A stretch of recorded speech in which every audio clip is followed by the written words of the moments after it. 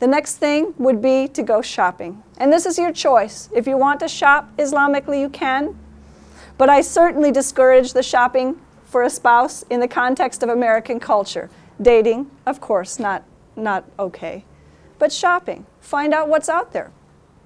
And I don't think that there's any harm to going to one of these many websites that I wrote here for you, Shaadi.com, the most successful track record on a site, 500,000, opportunities there, about 1.5 million opportunities, 500,000 pictures of photos so that you can go that next step to see if somebody you feel is physically compatible, and then 50,000 success stories. This is an amazing resource. If I were in the market, I would scan a little bit to see what kinds of people are out there, at least on paper.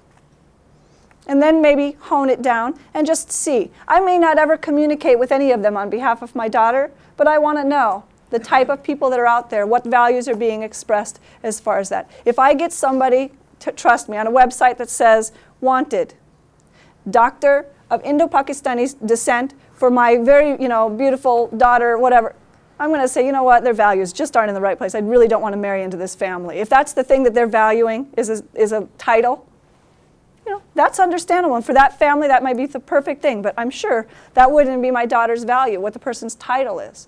She would want a person who would not miss their prayers for anything.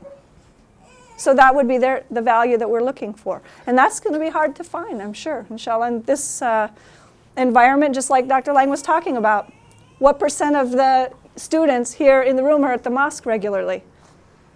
0.5% of what's in society? It's sad. So somebody that can be a partner. You have to shop a little bit and see what's out there. Kiran.com, another good source, IslamicMatches.com. Zawaj.com is known for being easy to use and maneuver around in the website and get to hone down your search. And Muslim Matrimonials Network.com. These are just a fragment of dozens of sites like this for Muslims to go shop Islamically. Not putting anything out there on the line, not degrading yourself, but to just ask, what are your values, and if they match with the values of someone you're trying to find.